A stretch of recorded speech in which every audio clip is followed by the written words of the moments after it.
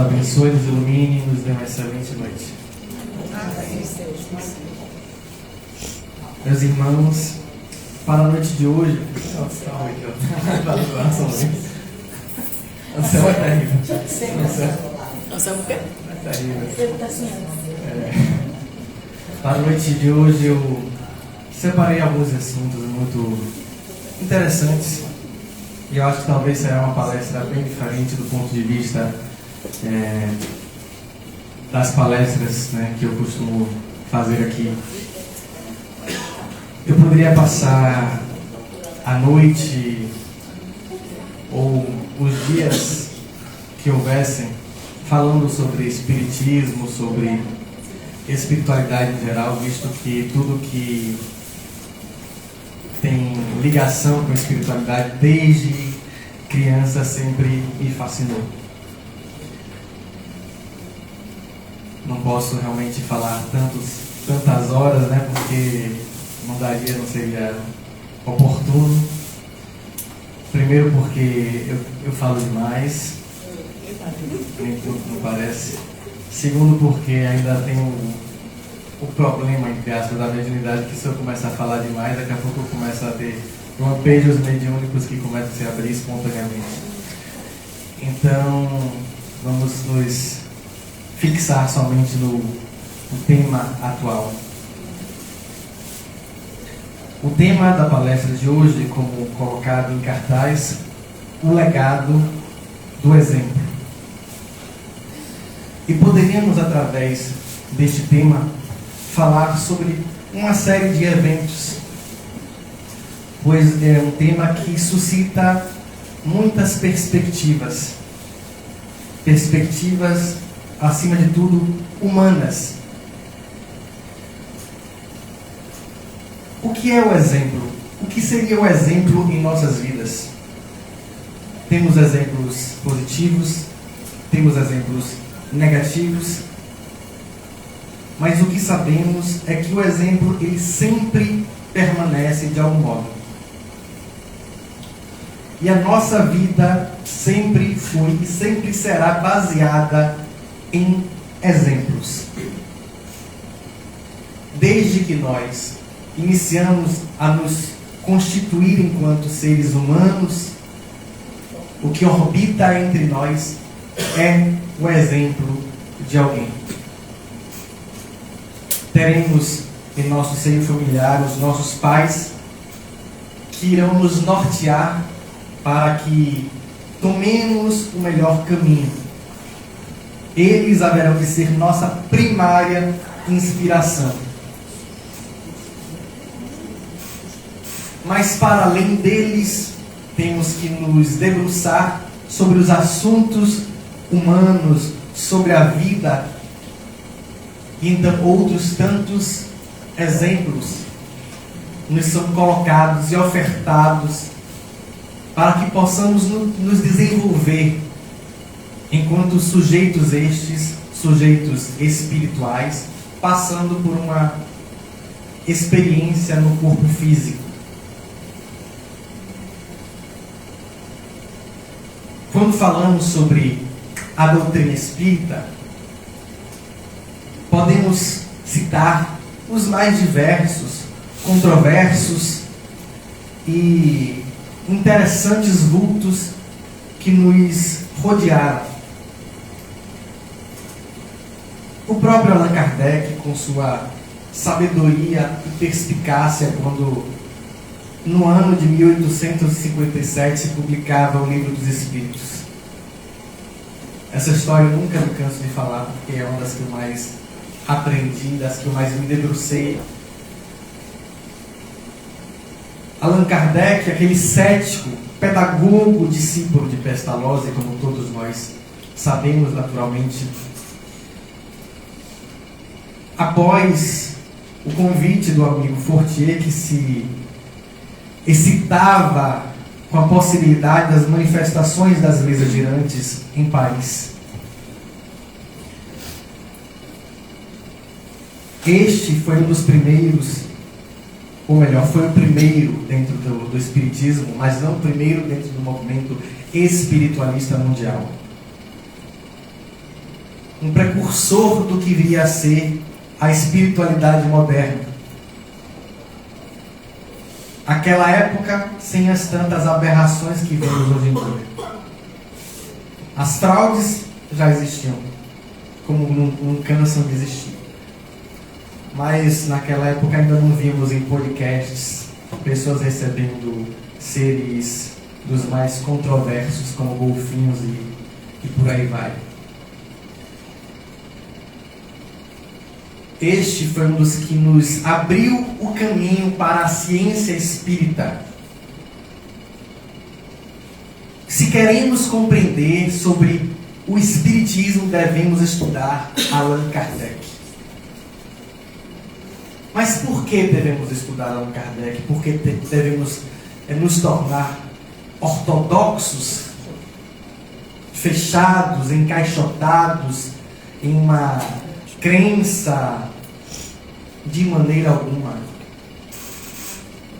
Podemos sim refutar Allan Kardec, podemos sim rejeitá-lo em algumas de suas ideias, não há problema. O próprio incentivou para que fizéssemos dessa maneira. Mas devemos estudar, acima de tudo, Allan Kardec pelo fato de que ele nos mostra a base sólida para o entendimento da ciência espiritualista e espírita. Se nós estudássemos mais, tivéssemos mais afinco em compreendê-lo, não incorreríamos em diversos erros que ainda continuamos incorrendo na atualidade. Eu costumo dizer, por exemplo, que quando trabalhamos ou com mediunidade ou com médiuns, precisamos ler e estudar o livro dos médiuns. Allan Kardec falou tudo no livro dos médiuns, praticamente. Talvez ele não tenha dado os exemplos mais práticos, porque de fato só entende mediunidade da maneira tal qual ela é quando a pessoa pratica a mediunidade. Muito embora tenha muitas pessoas que têm muita teoria, e é impressionante a pessoa dizer que não é médium e saber certas coisas dentro da mediunidade, como eu já vi. Mas Kardec nos traz um tratado exemplar de conduta, de proceder, para que não venhamos a nos enganar, nem com o outro e nem com nós mesmos. Quando ele publica a primeira edição do Livro dos Espíritos, uma série de fenômenos ocorrem. Primeiro porque ele descortina o véu do invisível, que talvez em parte já tivesse sido descortinado pelas filosofias espiritualistas que já existiam. Mas ele soube, de maneira majestosa, teorizar tudo que ele pôde, tudo que lhe chegou através do comando do Espírito de verdade. Não entrarei no mérito de se o Espírito de verdade era Jesus, como alguns dizem, porque para mim não é interessante. Totalmente desnecessário essa discussão. Mas então, através desta primeira publicação de Allan Kardec, as autoridades do clero, a Igreja Católica, não se agradou. Então mandaram pegar o Livro dos Espíritos e suas tantas publicações e queimá-las em praça pública. Kardec, preocupado, recebera do reverendo Espírito de verdade a mensagem de que não se abalasse, pois haveria ali uma promoção de sua ciência. Não seria a queimada de seus livros que acabaria com a doutrina espírita. Muito pelo contrário, através daquela queima de suas publicações, haveriam os seus contemporâneos de se interessar pelo conteúdo que estavam tentando descartar. E assim o Espiritismo se desenvolve na França, chega às nossas terras, no Brasil, em Salvador, onde houveram pessoas que se corresponderam, inclusive com o próprio Allan Kardec, no século XIX. Contara com a ajuda de tantos outros confrades, como o próprio Leon Denis, a quem disseram que seria o seu possível substituto caso ele não desse conta do recado. As tantas médiuns que ele utilizou, e médiuns adolescentes. Sabemos que hoje em dia precisamos ter uma certa cautela, visto que os adolescentes passam por uma série de fatores e há que se ter a permissão também dos pais para a promoção de certos fenômenos, de certos trabalhos. Mas é interessante trabalhar um pouco este pensamento pelo fato de que às vezes a gente tem a mania de não aceitar a mediunidade dos jovens. Ou o próprio jovem, quando chega à casa espírita, ele é destituído de sua mediunidade, ocupando certos cargos em que ele não pode minimamente trabalhá-la. Não quero dizer com isso que o médium jovem, que o jovem médium precisa ocupar certos lugares, né, que talvez não fosse tão coerente no momento presente. Mas ainda assim ele poderia sim estar em alguns lugares de apoio, sem ser excluído ou até retaliado em alguns momentos. E então Allan Kardec se utiliza de médiuns jovens, das irmãs Baudin, outros tantos médiuns que foram ferramentas de conteúdo do qual foi o motivo das tantas outras publicações, como a primeira, o Livro dos Espíritos, a segunda, o Livro dos Médios, o Evangelho, o Céu e o Inferno e, por fim, a Gênese. E assim, o codificador nos traz o seu entendimento sobre a vida além, os postulados da doutrina espírita, o que está por trás dos fenômenos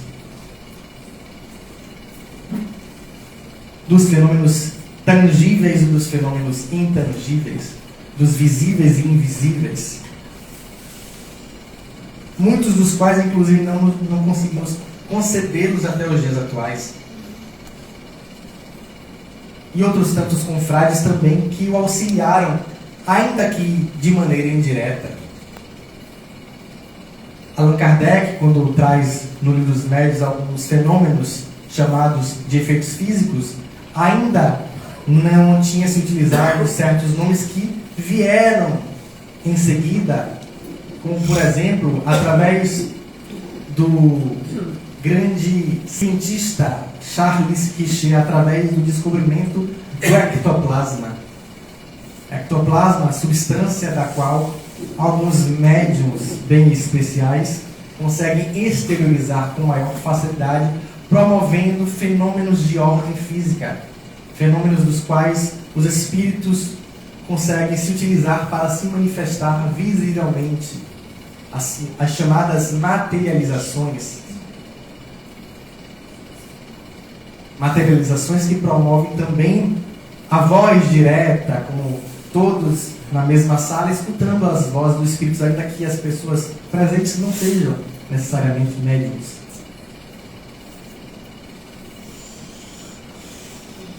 Todos estes, dentro do movimento espírita ou do movimento espiritualista, trouxeram sua grande e eficaz contribuição.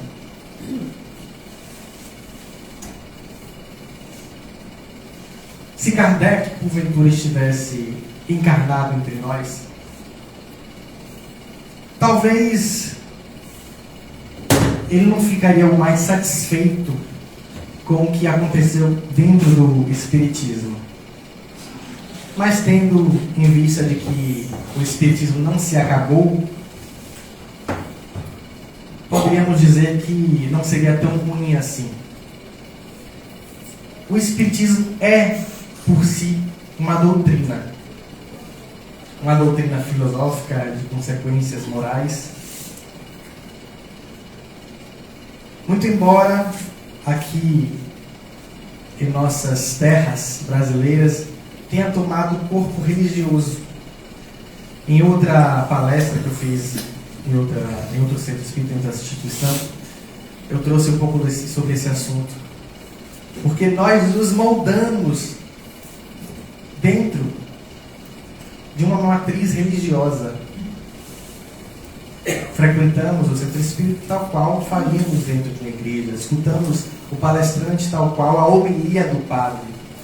Tomamos o passe, a água frutificada, tal qual recebemos a hóstia sagrada. Então, simplesmente trocamos o nosso vestuário, mas ainda temos em nosso eu primordial o ritual que é impresso intrinsecamente em nossas almas. Nós somos seres ritualísticos. É por isso que eu gosto de refutar quando as pessoas falam, porque o Espiritismo não tem ritual. O Espiritismo em seu nascimento primordial, realmente, não creio que fosse uma instituição ritualística. Mas como nós somos seres ritualísticos, o ser humano é ritualístico. Porque tudo que nós fazemos diariamente torna-se ritual. Então nós tendemos a tornar tudo que está ao nosso lado um ritual, e não há nada de errado nisso. Então aqui no Brasil o Espiritismo se institui tal qual a maneira de religiões. Ganha caráter místico, porque é só lançarmos o olhar para outras instituições e percebemos que há um pouco de misticismo também dentro de algumas outras instituições espíritas, e não é de maneira alguma uma crítica.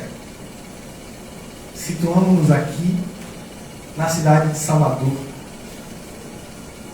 a cidade mais miscigenada talvez deste país, onde convivemos com as mais diversas religiões. Não há possibilidade de simplesmente olharmos para frente e não olharmos ao nosso redor, ao nosso lado, e percebermos que temos diversas crenças, teologias, espiritualidades, espíritos de diferentes categorias e credos.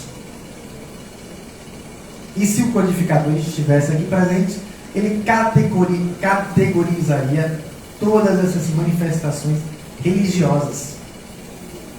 Só não fez porque em sua época não era algo tão fácil de se lidar, de se compreender, não tinha uma mobilidade muito grande, além de que ele ficava limitado ao seu tempo. Existe uma existe uma fala atual de pessoas que querem descredibilizar Allan Kardec, e tem pessoas mais revoltadas, não preciso citar as pessoas, mas existem pessoas um pouco mais passionais que querem agredir Allan Kardec, uma pessoa que nem está mais entre nós para ser agredida, pelo fato de que diriam que ele teve falas racistas. Publicaram especificamente no livro Obras Póstumas algo que seria atribuído a Allan Kardec, teorias que poderiam se dizer racistas. E aí eu já vi diversas falas, pessoas defendendo Allan Kardec, não a teoria, mas Allan Kardec, outras pessoas já agredindo também Allan Kardec, e pessoas até dentro do movimento espírita. E mais recentemente eu vi algo que me chamou muita atenção em relação a isso. Porque existe, e eu estou dentro desse entendimento, existem pessoas que querem contextualizar a fala de Allan Kardec. Contextualizar não é defender. Primeiro, Kardec não era santo. Ele era um homem branco, francês, do século XIX. Lembremos que no século XIX a escravidão ainda era muito presente, inclusive no Brasil. Só acabou no final do século XIX. A França foi um país colonizador, tanto é que muitos outros países por aí falam também francês, inclusive aqui nas Américas. Nas Américas, na África, o Benin, por exemplo, fala francês. O Haiti, se não me falha a memória, também fala francês. O Haiti não é na África, deixando claro. O que esperaríamos de um homem francês no século XIX que fosse um revolucionário contra o racismo? Então eu não consigo entender essa retaliação. Sabe por que eu falo isso? Porque se fôssemos nós, seríamos tão racistas quanto.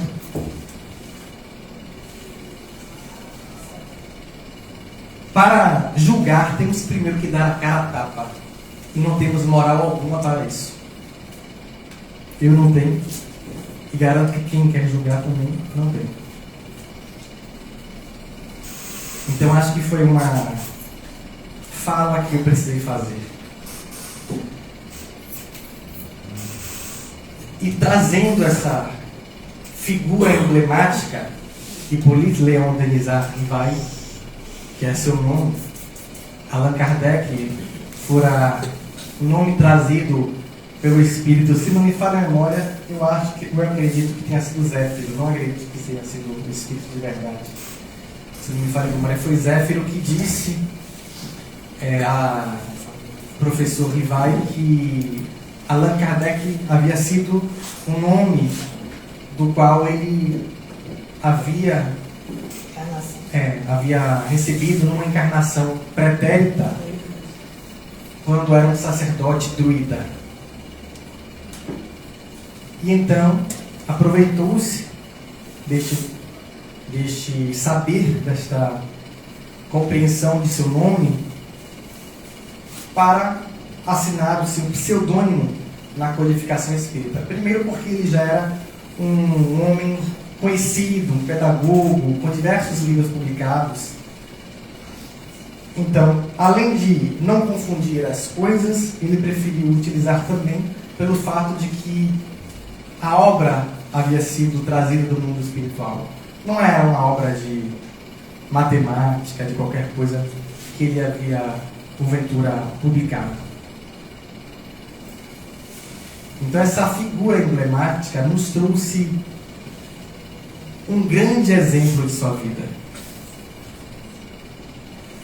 Exemplo, acima de tudo, de perseverança. Sua vida não foi a mais longa. Se me lembro bem, ele desencarnou com um pouco mais de 60 anos. Em 1869, quando estava saindo de sua casa para uma mudança, ele cai inerte, desencarnado. E ali, seus amigos resolvem fazer o seu funeral, enterrando no cemitério do Père Lachaise, em Paris, cujo busto situa-se até hoje e é visitado. Dentro do movimento espírita, espiritualista, talvez tenha sido uma das mais emblemáticas figuras. Pelas suas teorias, talvez não tanto pela sua prática difundida.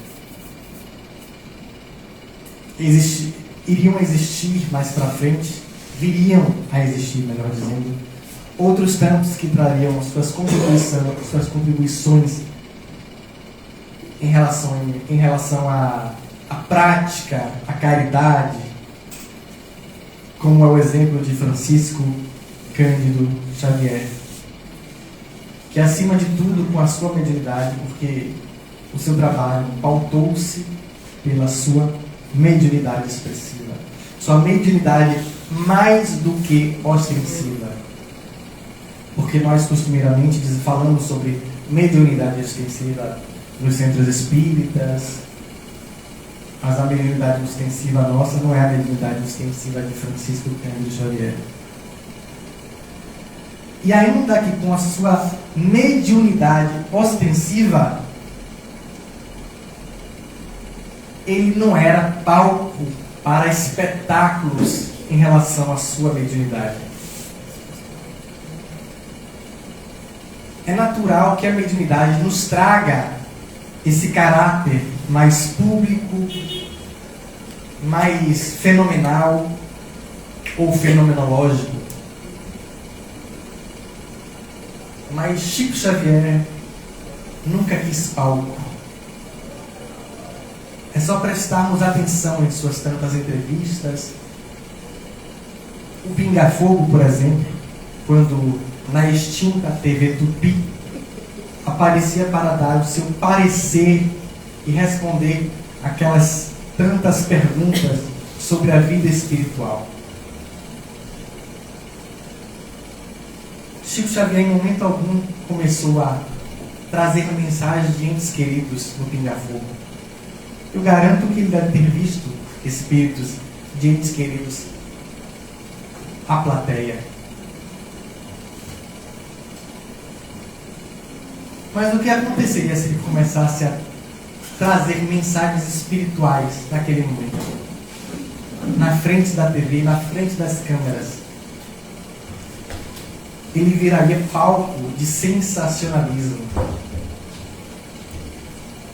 Coisa que já era algo característico de sua mediunidade, trazer este viés. Mas ele nunca quis isso. Limitou-se então a trabalhar em Uberaba, às sextas-feiras, no grupo Espírito da Prece,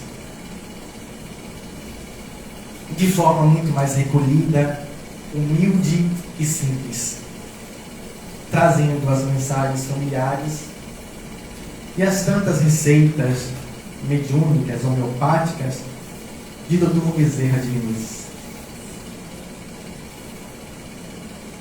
Este sim, talvez tenha sido o mais expressivo em sua prática.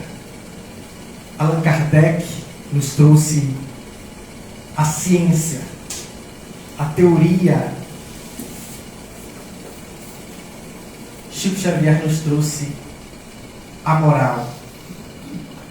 Ele nos trouxe Jesus em sua mais pura e perfeita essência. Houve uma frase da qual foi declinada ali para Chico Xavier quando ele, em uma de suas conversas com seus amigos, queria compreender o porquê as pessoas o tratavam daquela maneira. E aí, alguém muito inspirado disse a ele que a sua presença era Jesus de novo no meio do povo. E então ele não disse mais nada. Não porque ele se achava desta maneira, mas porque com sua humildade ele entendeu o recado, entendeu o que ele representava e talvez até o legado que ele haveria de deixar com suas mais de 400 obras publicadas hoje em dia totalizando, acredito que mais de 500 obras psicografadas, publicadas.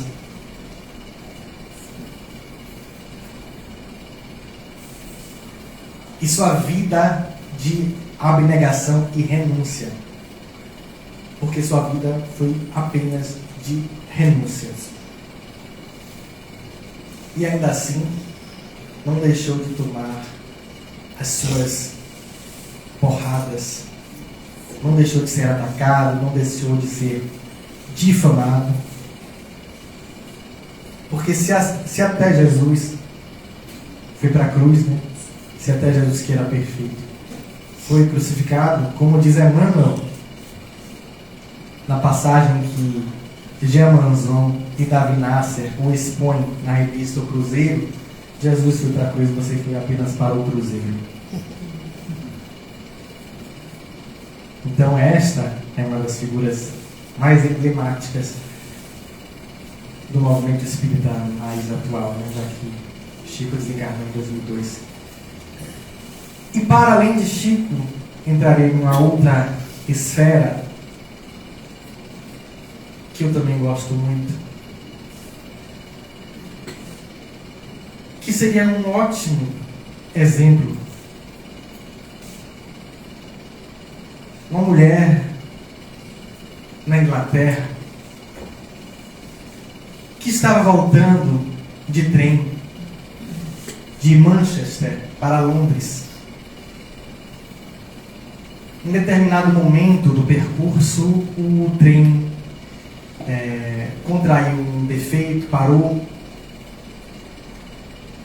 E nessas horas em que o trem ficou parado, uma história curiosa lhe chegara à cabeça. O nome da mulher, Joanne. E então, Joanne começou a pensar na história que lhe chegara. Um certo bruxo de 11 anos de idade, talvez, órfão dos pais, e começou a tecer ali naquele trem os primórdios do que viria a ser o viral Harry Potter. Joana, então, em determinado momento, começa a escrever a história, se muda para Portugal, ensinar inglês. Em Portugal se casou, teve uma filha, Jéssica. Mas seu casamento não durou muito tempo. Logo em seguida, retorna para o Reino Unido com sua filha, atualmente mãe solteira.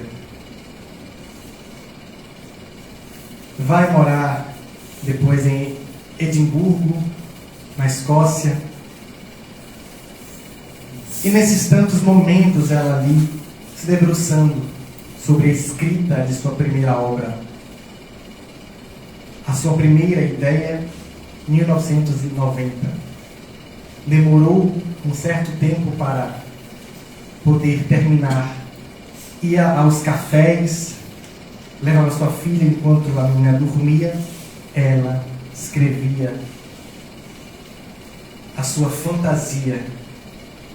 Em determinado momento, inclusive, a sua mãe desencarna, trazendo mais dor para as suas dificuldades, pois estava passando por muitas dificuldades financeiras. E percebe neste momento que a história que ela conta, que ela escreve, toma corpo, já que se trata de um menino órfão. E ela, sem a mãe, agora também consegue trazer mais peso para o que lhe chega. Somente em 1997 é que ela consegue publicar a sua primeira obra. Com bastante dificuldade, visto que passou por tantas editoras. 12 editoras recusaram a proposta que lhe faria a primeira autora bilionária. Até que chegou a 13ª, a Bloomsbury, que aceitou. Não colocaram o seu nome ali totalmente em extenso, pois pensaram que talvez um livro escrito por uma mulher pudesse afastar o público. Então, ao invés de botar seu nome Joanne Rowling, ela decide colocar J.K. de Kathleen, que era o nome de sua avó, J.K. Rowling, e publica em 1997 Harry Potter e a Pedra Filosofal,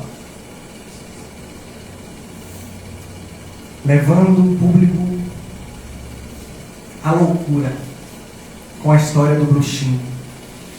O bruxinho que, órfão dos pais, como já comentado, devido a um bruxo das trevas, agora citarei brevemente a história, o bruxo das trevas da época, Tom Riddle, ou como ficou mais conhecido, Lord Voldemort,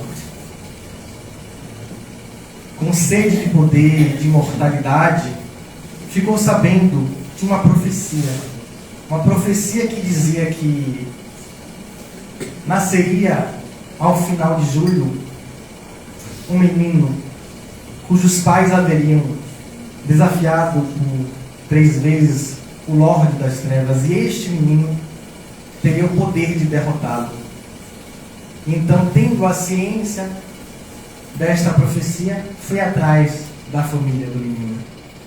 E encontrando seus pais no vilarejo de Godric's Hollow, entra a casa, invade a casa dos Potter e assassina os seus pais. Mas o amor de sua mãe Lilian promove algo muito forte, uma magia poderosa que faz com que Harry não seja morto. O feitiço ricocheteia e ele, por certo tempo, some. Ninguém sabe o que aconteceu com o Lorde das Trevas. Alguns acham que ele havia morrido, havia sido derrotado pelo bebê. Então, somente aos 11 anos de idade, quando Harry fica o tempo todo sob os cuidados dos seus tios, muito ríspidos em tratamento, com 11 anos de idade, ele recebe sua carta para ingressar à Escola de Magia e Bruxaria de Hogwarts. Então, adentra a escola para estudar, visto que ele não sabia sequer que era um bruxo. Se descobre, faz amizades, seus amigos incansáveis Ron, Weasley e Hermione. E então passa por seus períodos maravilhosos e tenebrosos ao mesmo tempo. Momentos de luz, momentos de glória. No primeiro episódio, digamos assim, retratado no primeiro livro, que tornou-se filme posteriormente, é o seu descobrimento. Momento que ele faz amizades que pode se identificar.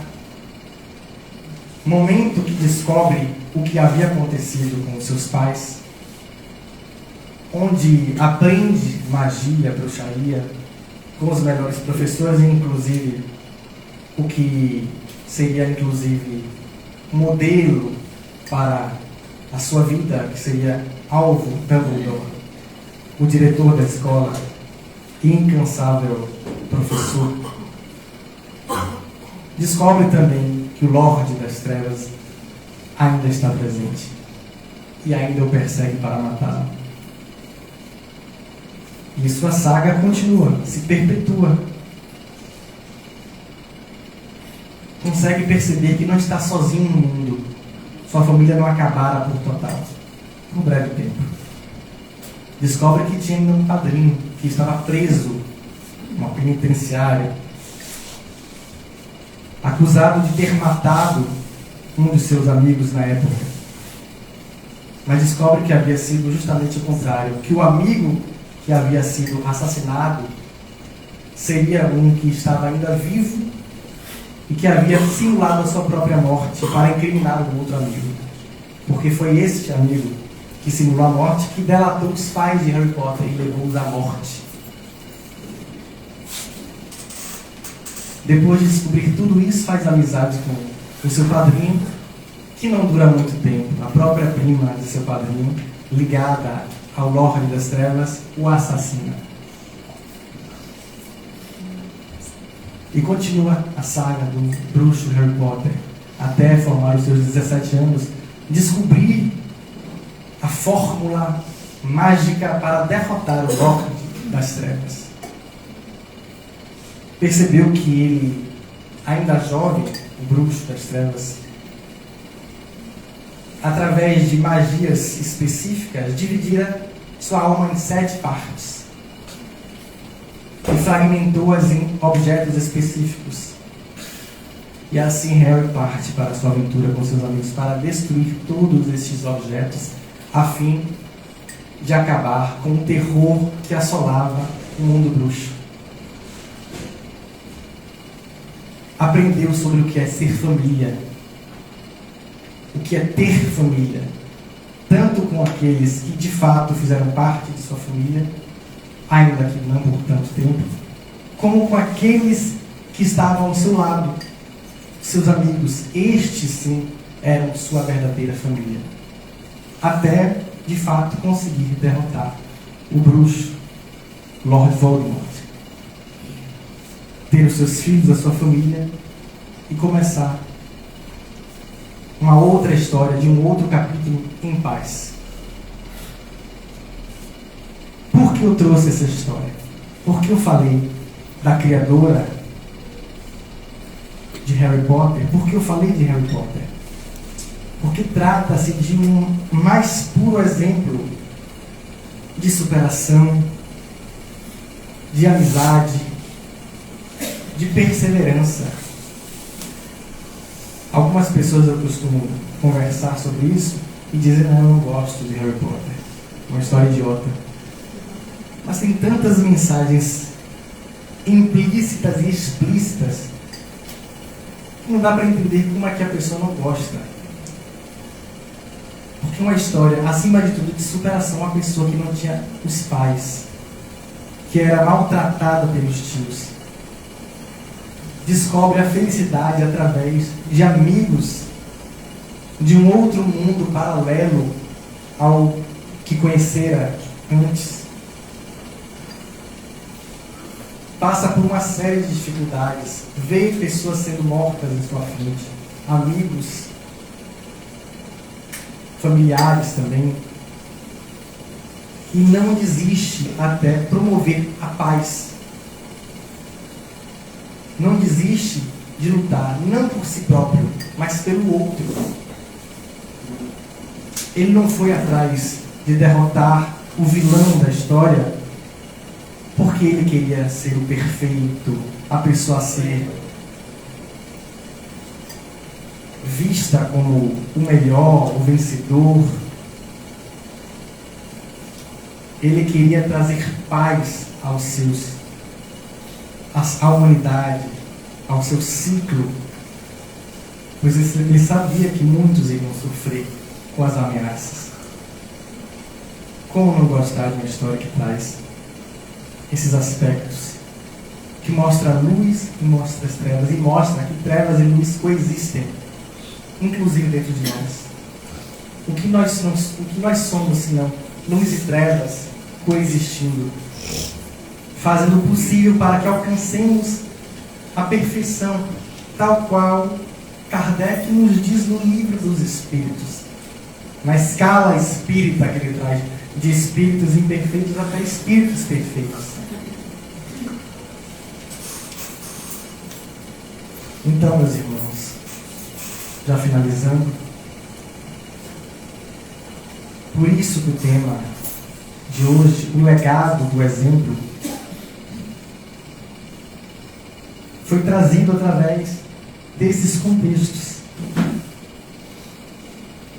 São exemplos que podemos lançar o olhar sobre eles e seguir.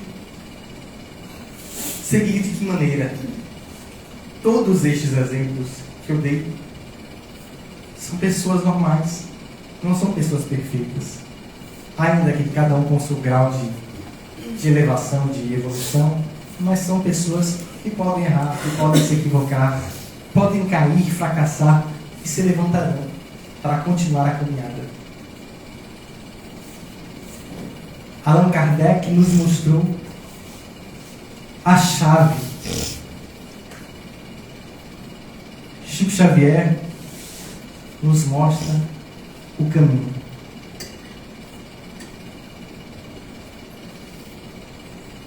Joan Kathleen Rowling com Harry Potter nos mostra que podemos ter esperança. Que as dores chegarão, que os dilemas, os dissabores continuarão existindo, mas que vale a pena lutar. Jesus nos abençoe.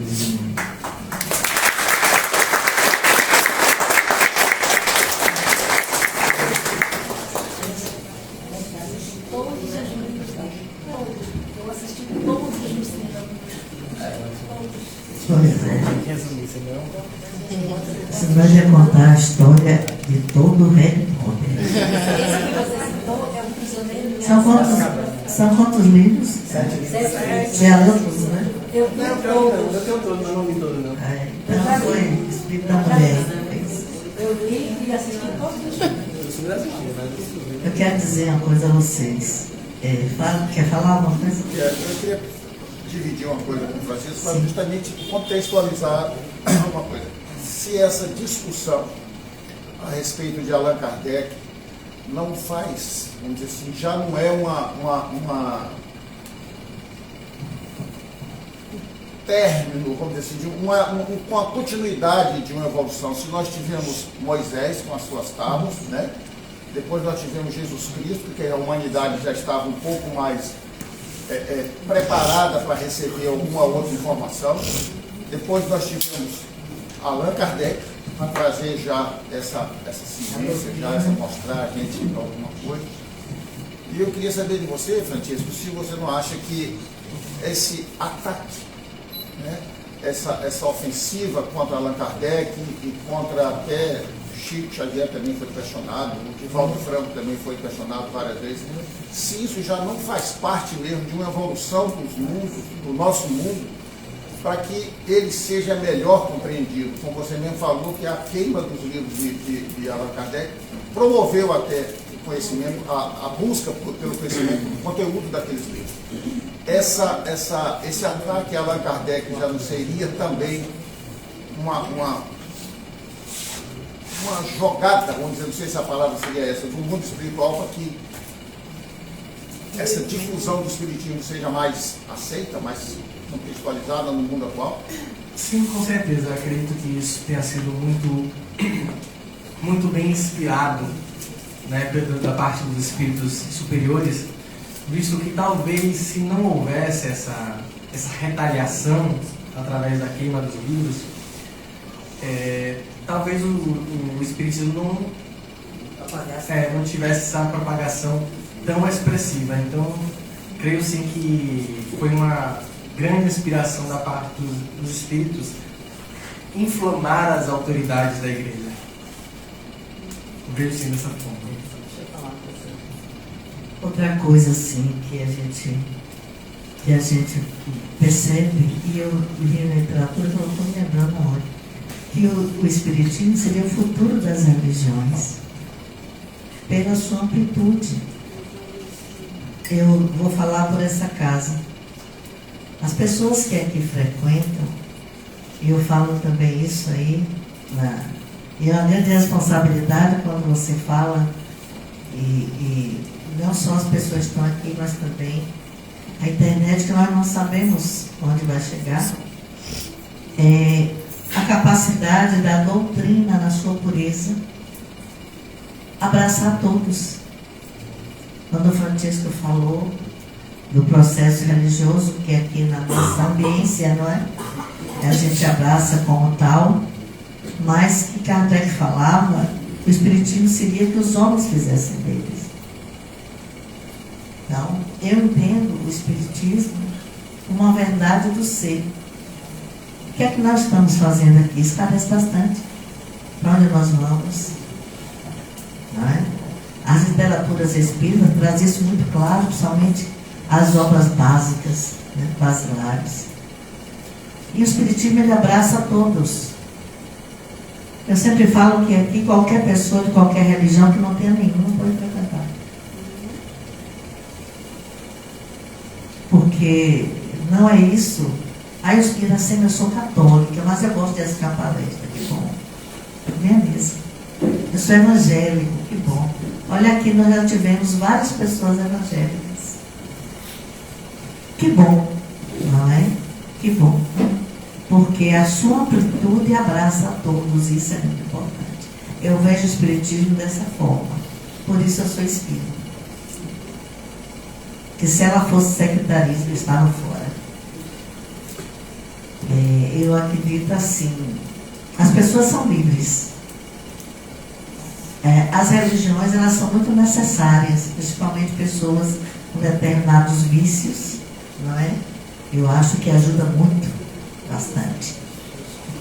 Mas as pessoas precisam ser livres para pensar, para interagir e escolher. E ter direito de ir e vir aonde eles sentem bem. Vira, vez ou outra, alguém me pergunta assim, eu vou viajar, no lugar que eu vou, será que tem algum centro bom? Eu digo, olha, não existe centro bom, uma igreja boa. Existe aquele local onde você se sente bem. Esse aí é o local que você deve frequentar. Isso pode ser um local candomblessista, igreja evangélica, igreja católica, uma igreja esotérica, ou igreja, acho que esotérica não tem igreja. É templo esotérico. Sente bem, é ali que você deve ficar. Então é isso, não tem nada melhor do que ninguém. Além do mais, todos nós estamos na mesma caminhada. Não é isso, gente? Se nós fôssemos melhores uns dos outros, nós estaríamos aqui, não é? Nessa nossa caminhada. Nós despedimos agora do pessoal do Instagram. É o nosso momento do passe.